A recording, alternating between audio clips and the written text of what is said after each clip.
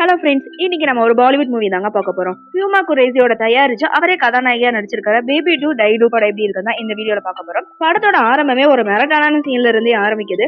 மும்பைல ஆள் நடமாட்டமே இல்லாத ஒரு ஹோட்டல் இருக்கு. அங்க ரெட்டை சகோதரிகள் வராங்க. எதிர்பாராத விதமா முகமூடி அணிஞ்ச ஒருத்தர் கொலை செஞ்சுட்டு இருக்கிறத அவங்க பாத்துறாங்க.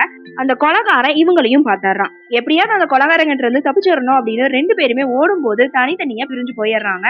அதுல ஒரு சிறுமி கொலை செய்யப்படுறா. மிச்சம் இருக்கிற பொண்ணு பேருதான் பேபி. அந்த பொண்ணுக்கு வாய் பேச முடியாது, காதும் கேட்காது.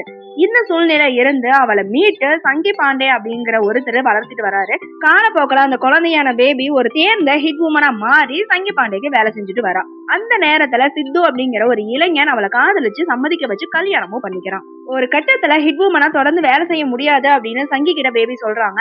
அதனால பேபிக்கு வேற வேலையை கொடுத்துட்டு ஒரு பாதுகாப்பான இடத்துக்கு அனுப்பி வைக்கிறாரு சங்கி. ஆனா ஒரு கட்டத்துல சித்துக்கு இந்த விஷயம் எல்லாமே தெரிய வருது. பேபி ஒரு கொலைக்காரி அப்படிங்கறதும் அவருக்கு தெரிய வருது. அதே நேரத்துலதான் பேபி தான் ஹிட் உமன் அப்படின்னு தெரிஞ்சதுக்கு அப்புறம் போலீஸும் அவங்கள தேடி வராங்க.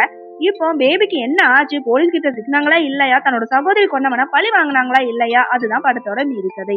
இயக்குனர் நச்சிகேத் சம்மத் தமிழ்ல வந்த ஆரண்ய காண்டம் மாநகரம் படங்களோட சாயல தான் இந்த படத்தை டைரக்ட் பண்ணியிருக்காரு. அவரோட ஜஸ்டின் கே ரீன் வர்னிஷ் கேஸ் ரெண்டு பேருமே திரைக்கதை எழுதியிருக்காங்க.